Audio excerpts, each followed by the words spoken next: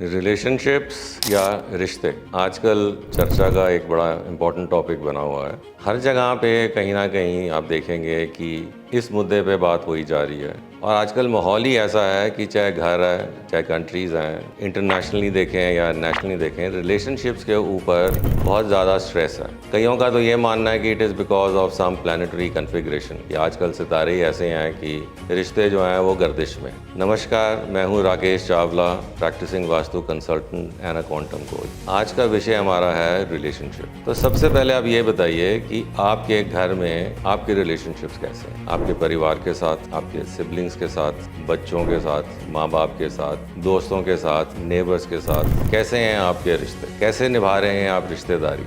सुनने में हमेशा ये आता है कि अगले ने मेरे साथ ऐसे कर दिया, उसने मेरे को ये कह दिया, उसने मुझे वो कह दिया। भाई वो तो कहेंगे ही, आपने कैसे रिस्पॉन्ड किया ये सबसे ज़रूरी है। रिश्तेदारी निभाने के लिए हमेशा दूसरे के अंदर नुक्स दिख जाता, वो तो आपको भी दिखता होगा, पर अपने अंदर क्या नुक्स है ये किसी को नहीं दिखता। हम हमेशा एक्सपेक्ट करते हैं कि अगला चेंज करेगा, अगला अपना बिहेवियर चेंज करेगा, अगला अपना रिस्पॉन्स चेंज करेगा, अगले का एटीट्यूड मेरी तरफ बदलेगा। भाई क्यों? वो क्यों बदलेगा? वो बिल्कुल नहीं बदलेगा। बदलना सिर्फ आपको है। एक बात को आप जान लीजिए, बदलना सिर्फ आपको है।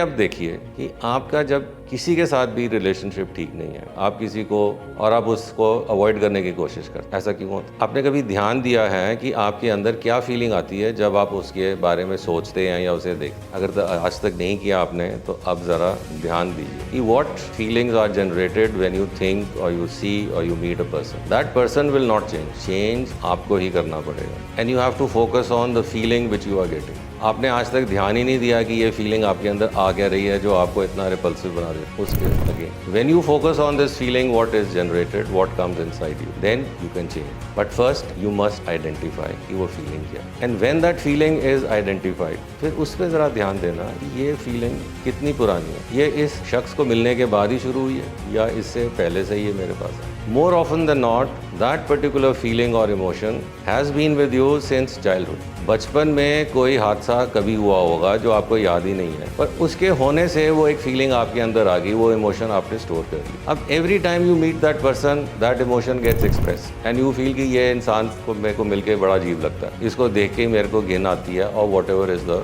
Emotion that you experience, it is not that person, it is something which goes way beyond that in your childhood. हाँ, unless and until it's your sibling और समवन इन द फैमिली जो आपको बचपन से ही ऐसा आपका प्यार चल रहा है उनके साथ, वो बात अलग। बट किसी इंडिविजुअल के साथ अगर हो रहा है, then you have to introspect कि ये फीलिंग कब से मेरे साथ है। Once you focus on that, आपको समझ आ जाएगा। You don't have to look at think of the incident जिससे वो स्टार्ट हुई, बट कब से हुई is very important. And when once you identify that, then to change it becomes very easy, because you only have to feel the opposite of what that feeling, just the opposite. इसको करने से आपके अंदर वो बदलाव आएगा जिसके बारे में आप सोच ही नहीं सकते। You will be surprised that same person when comes in front of you, you will be smiling. You may even go and hug the person. मैं मजाक नहीं कर रहा, ये असल में होता है। All you have to do is try. Relationships के लिए try खुद को करना है। Emotion identify करनी है कि क्या emotion है जो उभरती है when you see that person जिससे आपके रिश्ते खराब हैं, और उस emotion को हमें